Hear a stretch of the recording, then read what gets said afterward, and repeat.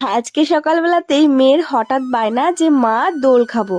তখন মাথায় বুদ্ধি খাটিয়ে এই ব্যবস্থাটা করলাম। বাচ্চা কাচ্চা নিয়ে মাঝে মাঝে এরকম জোগাড়ু যে কত কিছু করতে হয় কি বলবো। তোমাদের কেমন লাগলো আমার এই জোগাড়ু আইডিয়া কমেন্টে জানিও।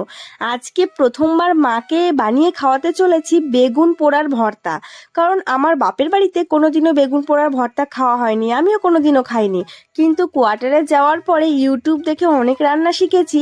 তখন এই বেগুন পোড়ার ভর্তা আমি বানিয়ে খেয়েছি, আমার বেশ ভালো লেগেছে, তাই আমি আজকে বানালাম। আজকে দুপুরের মেনুতে ছিল টক পালং শাকের চিনি দিয়ে চাটনি, সয়াবিনের তরকারি, আর মেয়ের জন্য করেছিলাম গাজর শিম আলু সয়াবিনের তরকারি আর বেগুন পোড়ার ভর্তা। আজকে আমি শেষ অবস্থাখানা দেখো, এখন বাজে রাত্রি 11টা।